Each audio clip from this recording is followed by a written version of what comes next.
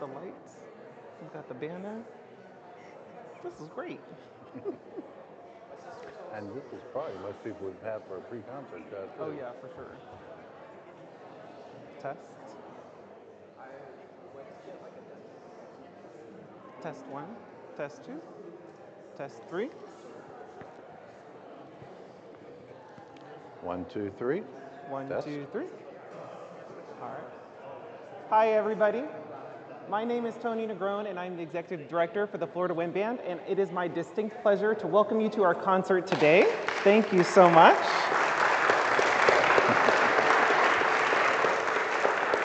Now, keep that applause for later. I'm going to need that. I am so excited to be joined by my great friend and colleague, Dr. Matthew McCutchen. He's our music director, and welcome to our pre-concert chat. So this is where we dive in behind the scenes of the organization and also dive into the program. So Matt, let's start with the first piece. The Star-Spangled Banner needs no introduction.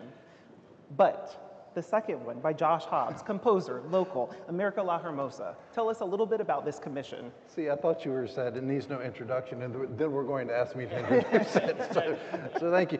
One of the great things that bands have done really well for years and years and years is commission new music. In the beginning, bands played everybody else's music. We played the orchestra's music, transcription, we played choral music.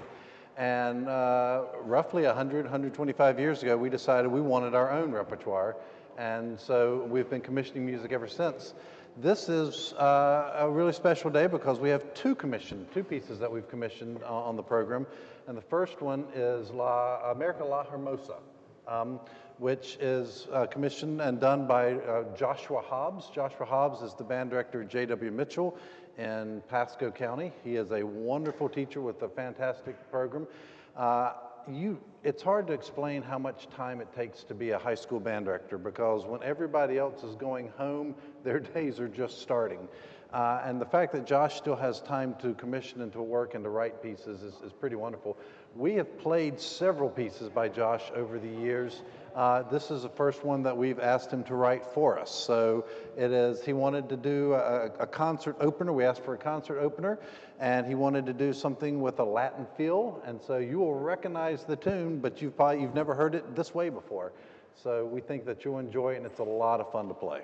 And there is a feature trombone solo, and that is Tom Brantley, professor of music, trombone at the University of South Florida, and he is jazz professor. He's a jazz professor, runs the jazz program. Absolutely stunning, and you will be very blown away by that piece. That's actually the thing I'm looking forward to most on the program. And if you like the solo that he plays and ask him to do it again, he can't, because it'll be something completely different the next time. So I have no idea what he's going to play. He has no idea what he's going to play. It's going to be a surprise for all of us. But we know we're going to really enjoy it. But it's going to be good. All right, moving into the program, I want to kind of jump to the revolutionary triptych. That's the three movements: the heroism of Miss Betty Zane, the ride through the storm, and the midnight warning. This was also a commission that we were a part of a consortium. So tell us just a little bit about this work. Well, I have a friend who's the director of bands at UCLA. His name's Travis Cross, and he sort of sent out a big announcement that said that he had a composer that he really liked who wanted to compose this specific piece that we'll talk about and wanted to know if people were interested in joining us. And so specifically for this concert, we thought it would be a wonderful idea. The composer's name is Liana Primaneri. She composes for all sorts of things. She has done some video composing, orchestral composing, and is just now starting to write for band. And the piece, she went back and found three young, teenage, basically, women who played kind of important roles in the American Revolutionary and whose have been largely forgotten. And so there are three movements, and every one of them is about a different snapshot of a female teenager one was like a Paul Revere ride type thing. And don't worry, we're going to tell you all about the stories in between each one. But this also is brand new, I believe. We joined a consortium of about 30 other schools all over the country. And this is the third or fourth time it's been played, so hope you enjoy this one as well. And we're excited because we're actually going to be the first ones to record it, which is even better. That's true. All right, so now what is the important role that our organization, the Florida Wind Band, plays in commissioning works like these, and why should we be providing that to the community as a cultural outlet? Well, for a very long time, if we don't commission new music, there will be no new music.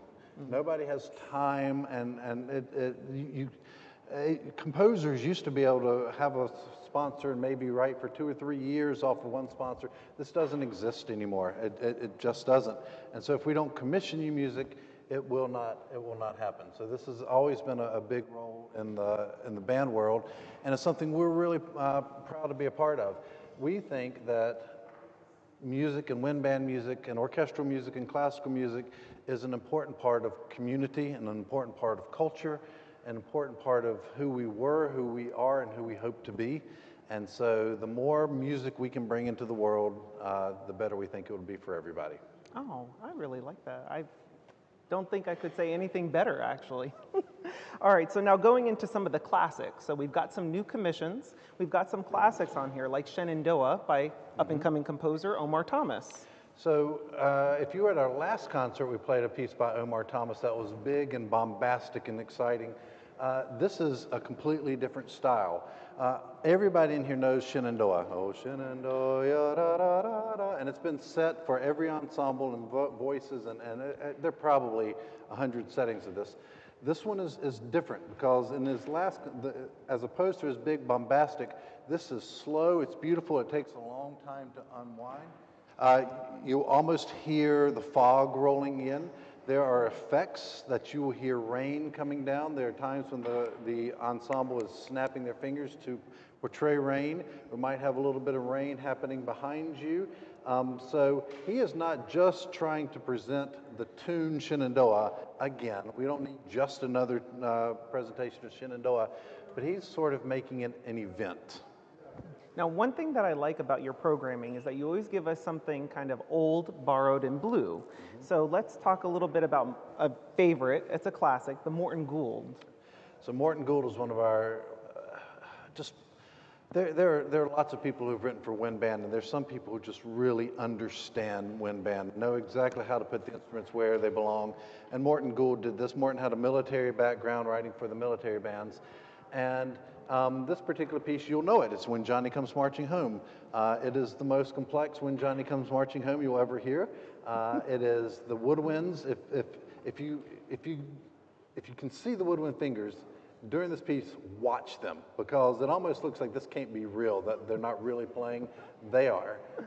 It's really stunningly difficult. We're going to feature instruments that don't get featured very often. The bassoons have a big solo. The English horn has a big solo. So it is a tune you'll recognize in a setting we think you'll really enjoy. All right, so now let's shift gears. So you talked to us about our 2 new commissions. We've got some classics and some standards, tunes that everybody recognizes. But how does the whole project all come together for our organization? As in this particular this concert today. Well, this concert is titled Celebrate. And so there's some obvious celebrations, which is the 250th anniversary. Woo! But what many of you may not know is that the church that you're in right now, Palmastilla Presbyterian, is celebrating its centennial. So it has been an important part of Tampa, specifically an important part of South Tampa, for 100 years, and the growth that it has seen over that point in time. We talk about music being an important cultural moment, the church being an important cultural moment. The minister here told the band right before we started, and I wasn't aware of this, that right across the street, Plant High School is also 100 years old. So the church and the school were built at the exact same time. And if you know anything about Tampa and the high schools, I mean, Plant High School is just, people move here specifically so they can go to Plant High School. And I have been going to this church for 17 years. My father is a Presbyterian minister, and every time we've moved, he has said, try this church because I know this person. And my father went to seminary with Dr. DeBevoise, and so on our second week in Tampa, we came to this church, and that was 17 years ago. We've never left. Wow. So it's very happy to not only celebrate the 250th, but also the 100th celebration of this. So we start with a bigger idea in mind, and then we go and try to find pieces that fit. And so as the narrator will tell, every piece in this concert celebrates something. I think that's also exciting. Now, speaking of things worth celebrating, the professionalism of our organization Yes. and the musicians themselves. Yes. So not only do we have the classics where our musicians go to college, they have advanced level degrees, they play in regional, national, and university ensembles, but they're putting together all of this in just one rehearsal. Right. Now, we've talked about that for about 3 years now. We know that that is what professional musicians do. But what I want to know is how do you go about the rehearsal process when you're planning for the musicians? So we know that they're bringing their talents and you have your creative mindset of putting the program together. How do you structure the rehearsal to be so efficient to get everything done, especially with music that we've never heard before? Right. So basically, I have to put the hardest stuff at the beginning because everything's mapped out. I think this is going to take 20 minutes. Sometimes it takes 20 minutes, sometimes it takes 30, sometimes it's 15. But if I need to put the pieces I don't know very well at the beginning because it's a lot easier. Stars and Stripes Forever, we don't need to practice that a lot. We played that one a few times. They've got that pretty much. So we did rehearse it last night, but even if we hadn't, they'd have been able to play it today with no problem. So you start with the pieces that are most foreign to them.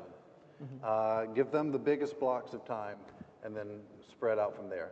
I have to give them a break, okay? And not just because that's the union expects you to, but because this is, I'm not sure people understand this. This is a real physical activity to play these instruments. It is mentally and physically exhausting. And so after about an hour and a half or so, they need a break, not because they're thirsty, because things have to regenerate to go on and to keep on happening. And so you can always sense it that as we're getting close to a break, oh, they need it. Can I get one more piece in? No, it needs to happen now. And when they come back, they're ready to go. They are extraordinary people and musicians. And I'll tell you that a lot of times, I've spent my career in teaching students, middle school, high school, and college students. Adults get a bad rep a lot of times. Sometimes they're the most difficult ones to deal with at all. These are wonderful, just absolutely wonderful. You know, speaking of compliments, I think as a performing musician, I think we need to give you some compliments, which is, I've won a national audition. I played in the Greenville Symphony. I play with local orchestras here, Florida Orchestra, Sarasota. So I am a professional working musician, and this is a passion of mine. And one of the things that I love about the rehearsal process is you allow us to have the artistic ability to kind of lead in the rehearsal process, which also makes it symbiotic both ways for it to be efficient. So the old way, if you ever read about Stokowski or Toscanini or the great conductors of the past, they were in charge. Toscanini got off the boat, had one rehearsal, and 10 minutes in fired the second oboist of the New York Philharmonic, who had been in the orchestra for like 30 years. He just said, "You're fired and done." Those days are over. I guess we could do it, but there would be no band. It wouldn't really, nobody would. Please don't fire us. Nobody would want to do this. It is so much better when this is a us activity than when it's a me versus you activity. Well, you do a great job of facilitating that, and I don't think that we give you enough compliments to that. So on behalf of everyone, really, thank you.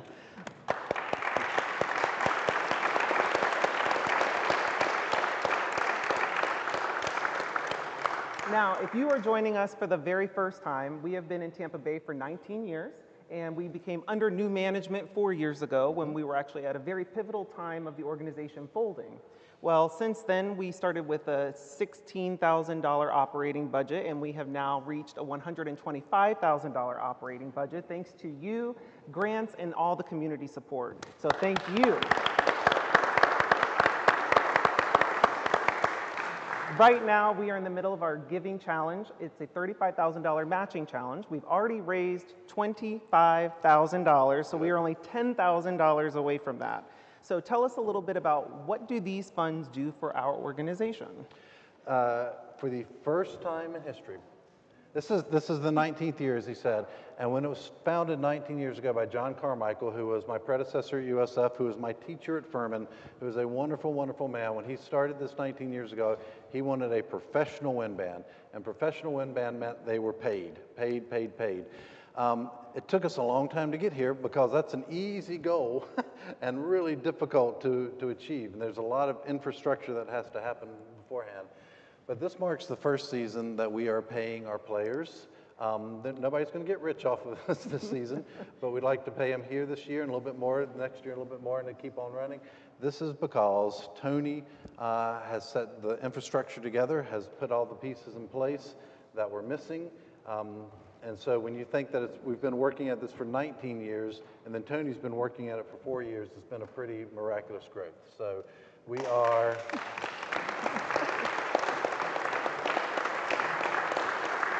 This has truly been a passion project of mine, and to see it grow like this, but it's not just your support. Your support means a lot, but we have a very active and dynamic board of directors now. They are out fundraising, they're building connections, they're working with their contacts. So if you're looking for board opportunities, you can come join our team and work with a very dynamic executive director and help us build something really, truly great here in Tampa Bay. Be ready for like phone calls at 6 a.m. That's text. right. I'll go to bed. There'll be no text. In the morning, there's 6 texts from Tony, so yes. And we get a lot of things done, which is really great. So now on to the last project before we get on to the concert. Let's talk about Resonance, the gala. So that's taking place on Thursday, October 29th, 6 p.m. at the Tampa Museum of Art. We're going to have a wonderful cocktail hour. We'll have a woodwind quintet. We'll also have some of our top students and Bay Area youth winds performing. So give us a little insight into our educational component. So the educational, in addition to the adults, which you'll see today, we have 3 youth bands, one that meets in the fall, 2 that meet in the spring. We are able to do a massive outreach to Hillsborough, Pasco, and Pinellas County. We've had students play from Polk County. We've had students from Citrus County. If they can get there on Monday night, we're happy to have them come.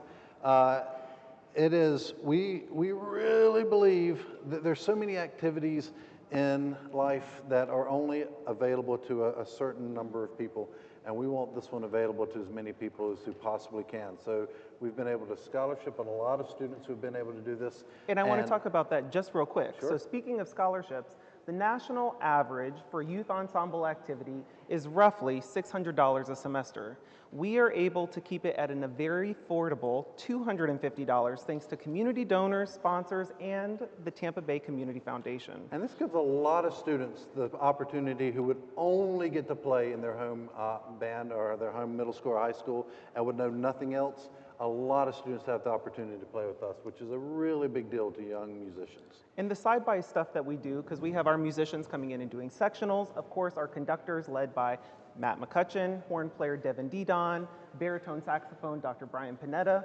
They're all the leaders in music education here in Tampa Bay, and they're getting that opportunity at the local university with top-tier musicians, which is really just an amazing and important growth point for the life cycle of our entire organization. So when you buy a ticket to the gala, that ticket is helping to support our professional musicians, our youth ensembles, new commissions. Anything else that I've left out?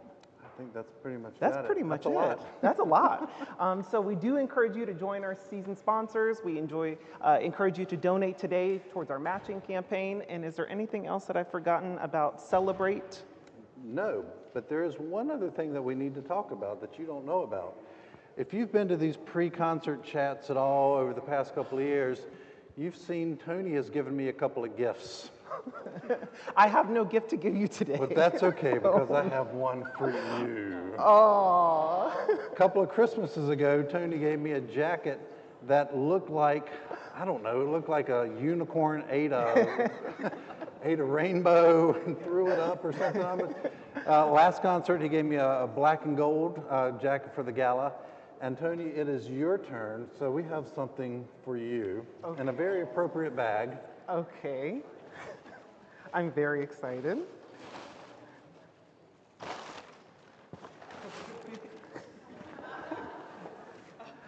Oh, wow. Now this is a jacket.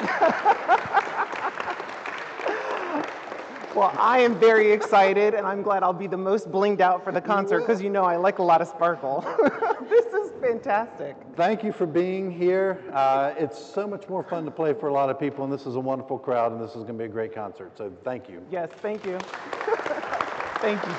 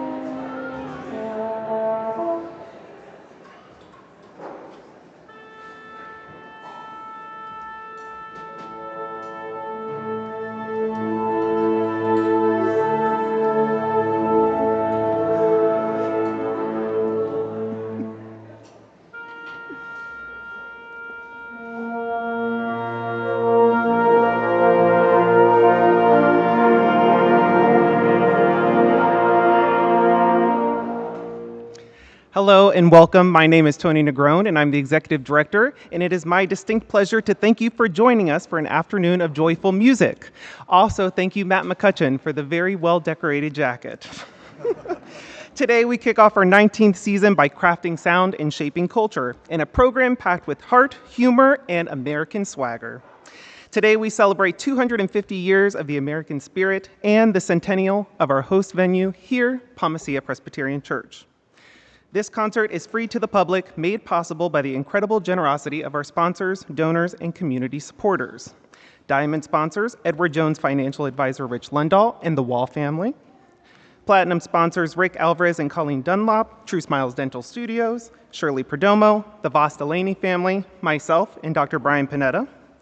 Gold sponsors, Clary Law Offices, Derek Thomas, and Ken and Janet Watts.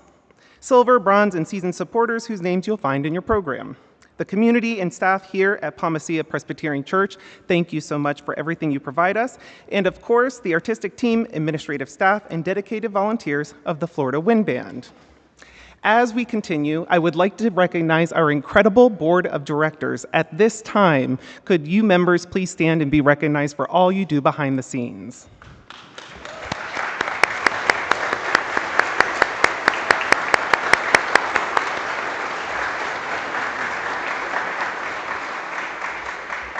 Truly, from the bottom of my heart and the musicians on stage, thank you for everything you do to make the work of our organization throughout the year possible.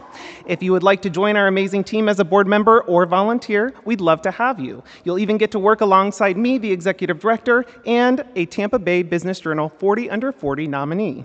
We are a great group of individuals who accomplish things, have a few laughs along the way, and always leave with an item checked off our to-do list. And speaking of things worth celebrating, I would like to take a moment to recognize the incredible musicians of the Florida Wind Band, my friends and colleagues. Today marks a special milestone for our organization. For the first time in our 19-year history, every musician performing on stage is receiving an honorarium in recognition of the time, talent, and dedication that they bring to our group.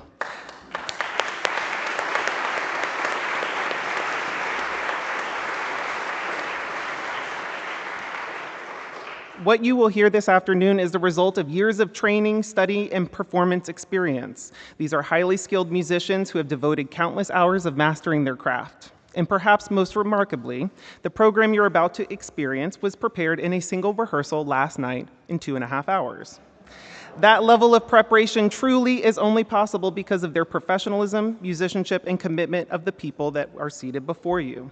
We are proud to celebrate this important moment for our organization and grateful to the musicians who make performances like this possible. So now it is my distinct pleasure to recognize and acknowledge the now truly professional Florida Wind Band under the direction of Dr. Matthew McCutchen.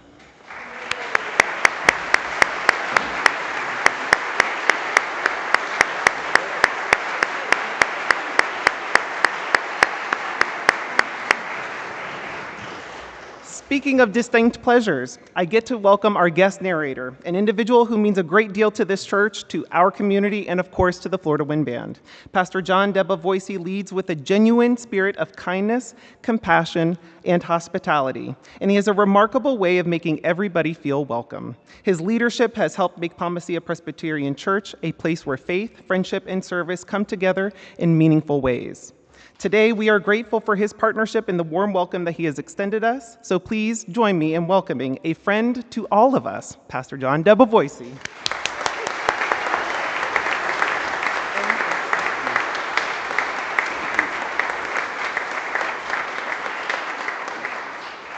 Matt and Tony, thank you for that kind welcome.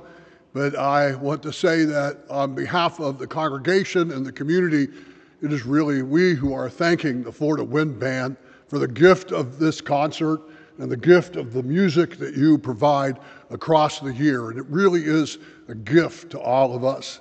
One of the reasons I find this such a joy is because of the obvious passion and joy that the musicians bring to each and every performance. And I can feel the excitement in the air this afternoon as well. And on behalf of all of us, we thank you for the energy and the competence and the gift that you're sharing in this. Really, this is a very high use of this room. And there is certainly a lot of precedent around this event for churches using their sanctuaries as community gathering places, as constitutional assemblies, and rooms by which the community can come together and write declarations. So we're in a good tradition in sharing this way as well. As we come together today, I also am grateful for all of the staff at the church who have worked hard to make the production possible, and I appreciate their efforts as well. Now, without further ado, please rise as you are able as we celebrate America with the playing of our national anthem.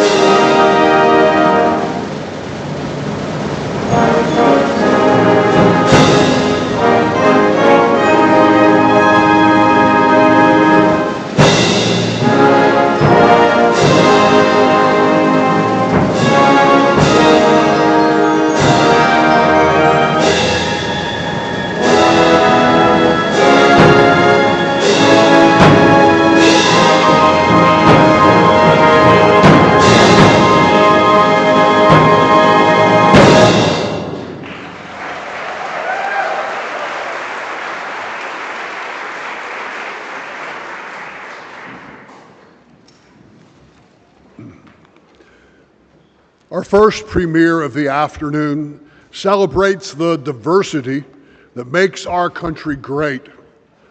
Composer Joshua Hobb writes, "When I was asked to write a concert opener for the Florida Wind Band's 4th of July concert, I knew it needed to be a flashy, fresh, and unique, not just another patriotic fanfare. Therefore, I decided to pay homage to Tampa's rich Cuban history with a Latin take on America the Beautiful, America la Hermosa en Español. And remember, this piece is premiering in Florida in the middle of the summer, so I'm sure the performance will be en fuego."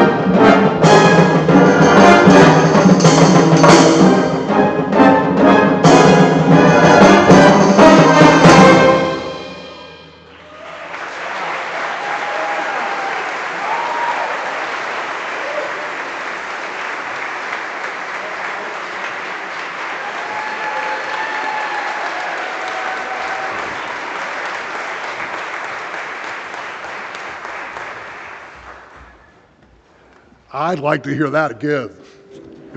But I don't want to disrupt the wonderful order of the program. So next, we celebrate our country's stunning natural beauty with one of the most well-known and beloved Americana folk songs, Shenandoah.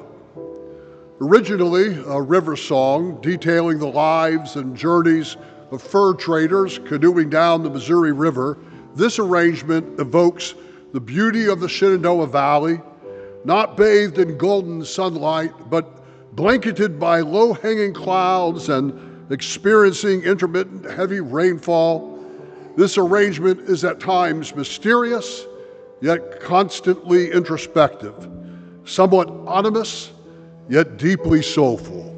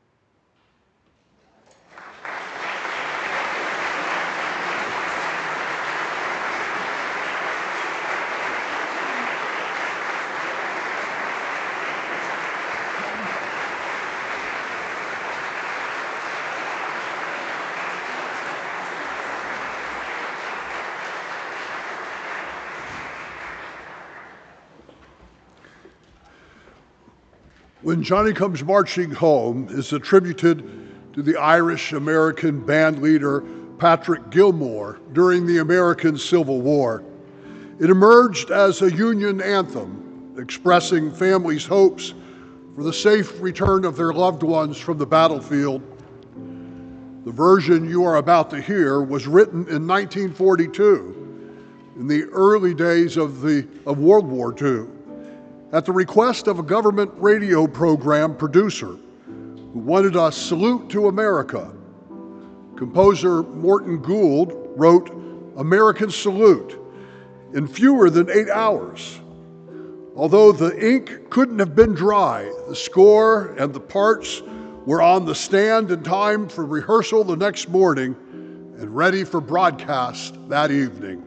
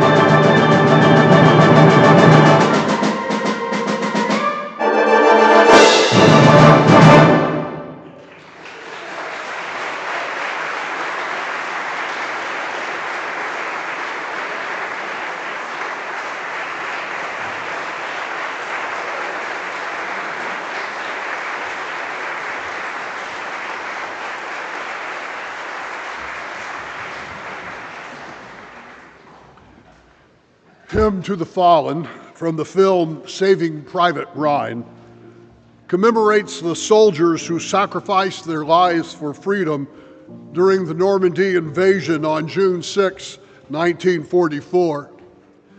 Regarding John Williams' score, director Steven Spielberg commented, "It's a testament to John Williams' sensitivity and brilliance that, in my opinion, will stand the test of time and honor forever. The fallen of this war and possibly all wars."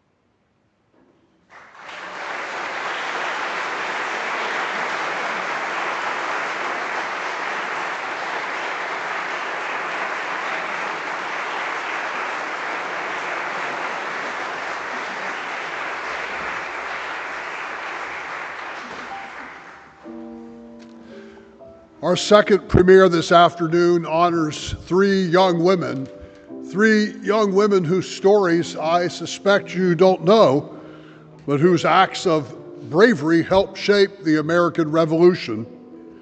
It's a three-movement work, and I'll share the stories behind each movement before the band performs.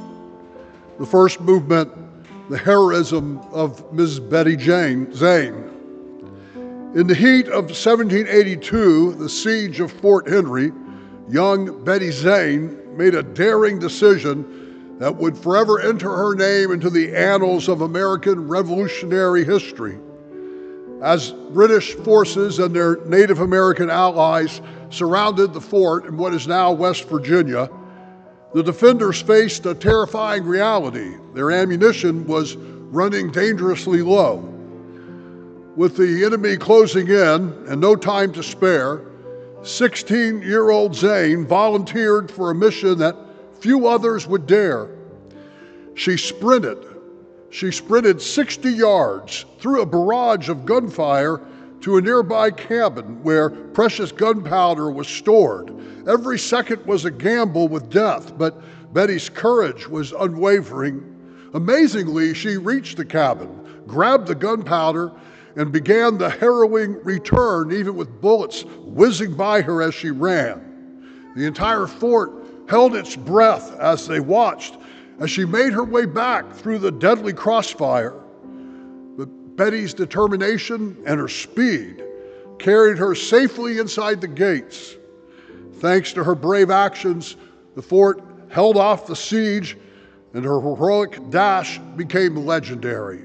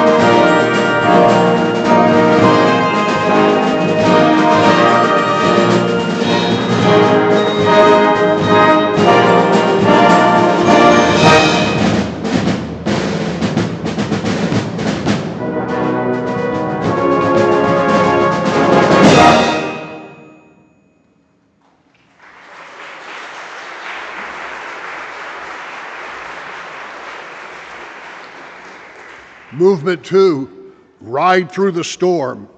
On a stormy night in April of 1777, 16-year-old Sybil Ludington leaped onto her horse and plunged into the darkness on a mission that could change the course of the war. Danbury was under attack by the British, and Sybil needed to alert her father's militia scattered across the countryside. Some say she volunteered. Others say her father asked her for her help. Either way, Sybil rode through the pouring rain at night, navigating treacherous woods for 40 miles, nearly 3 times the length of Paul Revere's famous ride. The night was perilous as she risked capture by British soldiers or marauding bandits.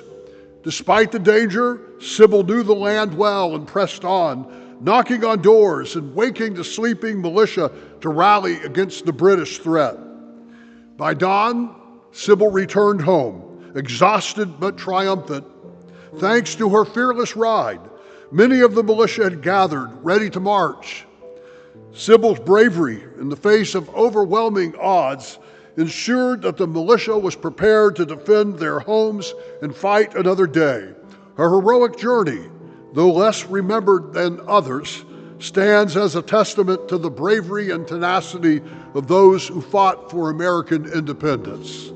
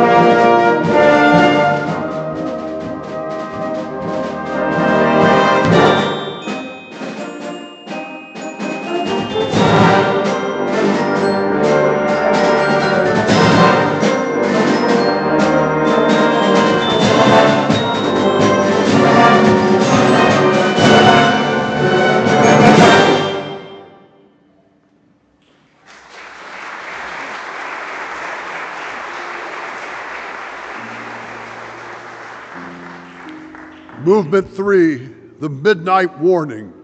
In May of 1781, 16-year-old Susanna Bowling of Virginia made a daring move that would forever change the course of the American Revolution.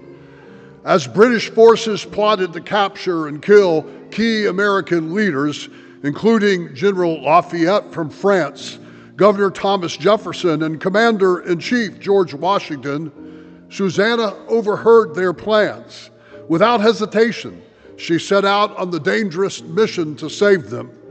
Under cover of darkness, she slipped past British guards, paddled a canoe across the river, and rode 10 miles through treacherous terrain to warn Lafayette of the deadly scheme.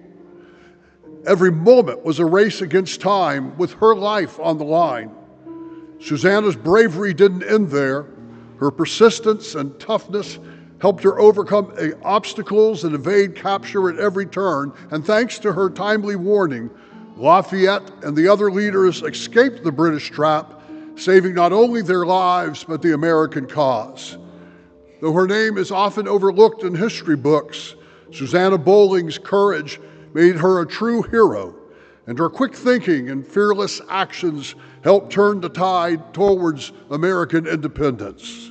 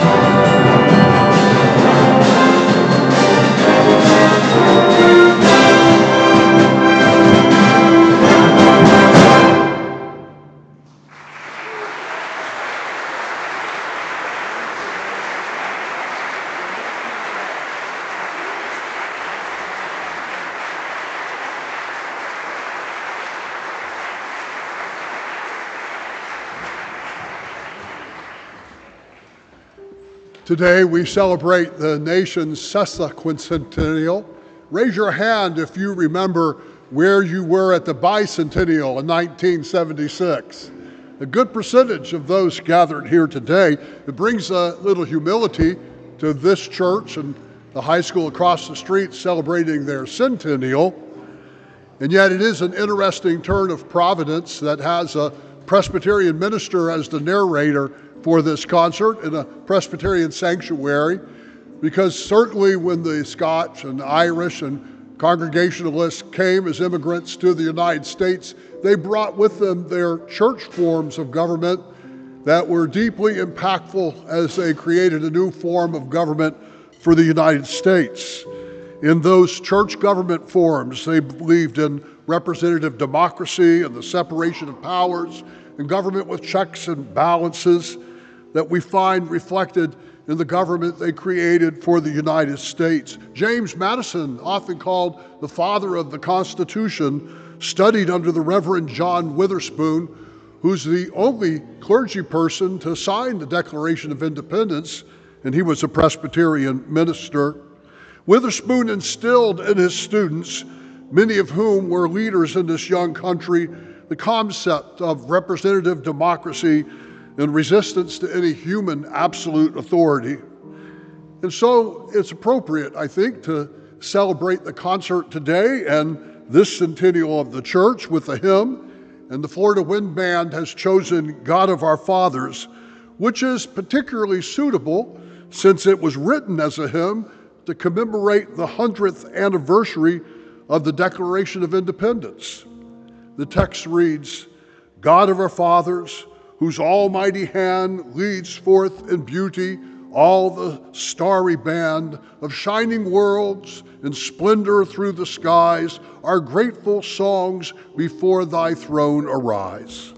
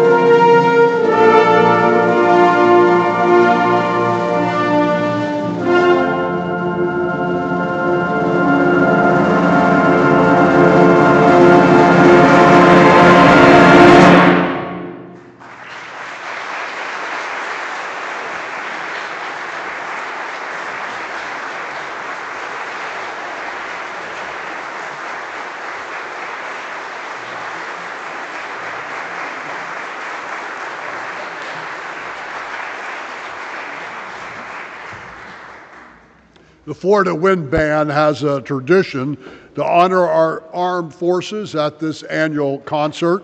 If you or a member of your family has served, is serving, or plans to serve in the U.S. military, they ask that you stand when your branch's service song is presented.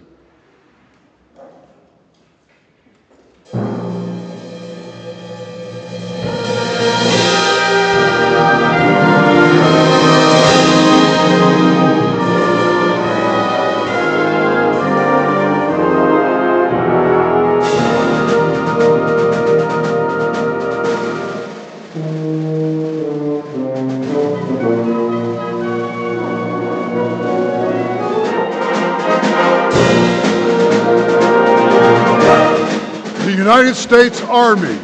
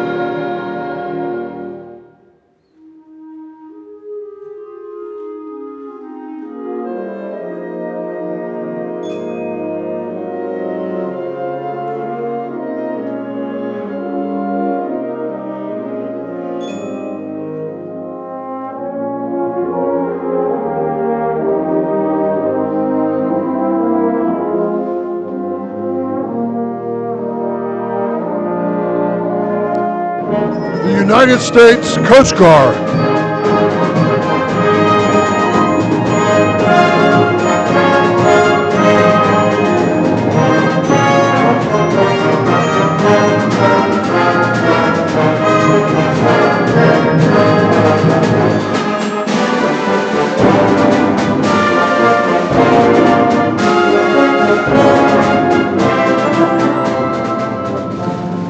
The United States Marine Corps.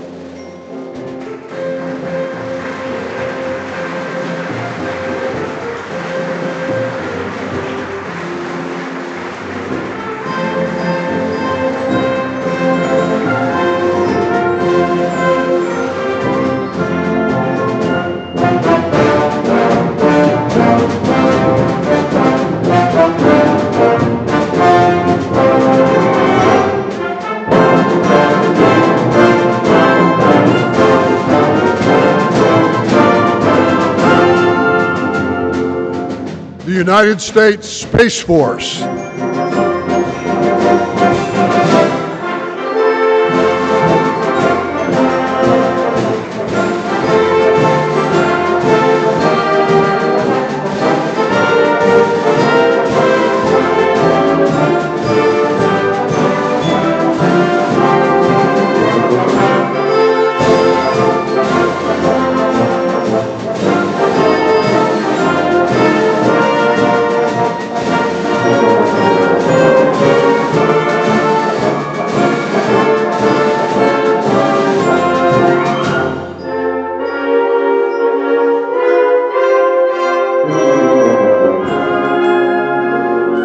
United States Air Force.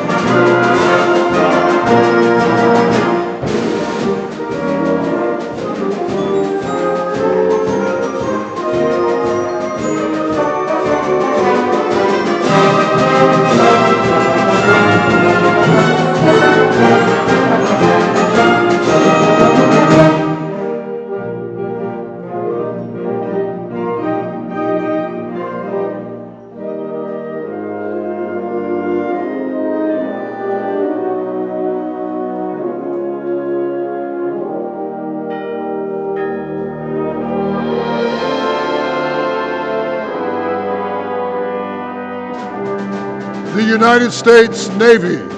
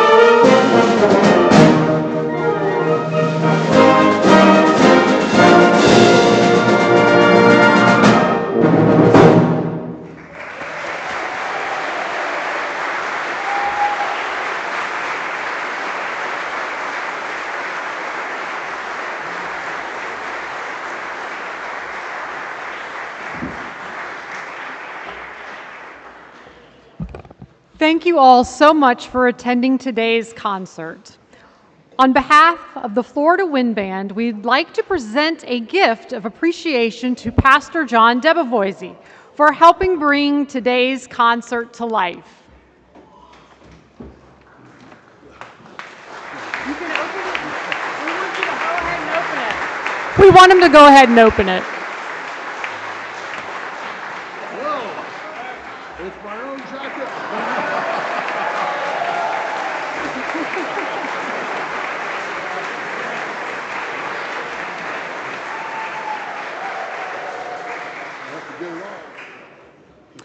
We extend our deepest thanks to each and every one of you.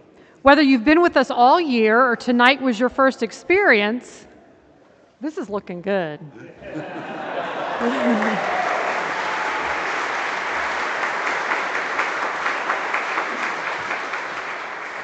All of you are what makes the Florida Wind Band a vibrant and thriving part of this community. Tonight, we invite you to take that support one step further. We are in the midst of an exciting $35,000 matching challenge, which runs through July 31st. Every gift, no matter what size, will be matched dollar for dollar, doubling your impact and helping us reach new artistic heights in our upcoming season. It's a powerful opportunity to invest in the future of this ensemble as we continue crafting sound and shaping culture in season 19. And before we let you go, I'd like to introduce the conductor of our final piece. Aaron Campbell has been the principal euphonium player in the Florida Wind Band for many years. But today we have to say goodbye as he and his wife, Arupa, are moving to Indiana, where he will be the director of bands at the University of Evansville. We will miss them both and wish them the very best of luck. Please join Dr. Aaron Campbell and the Florida Wind Band as we close with the National March of the United States, Stars and Stripes Forever.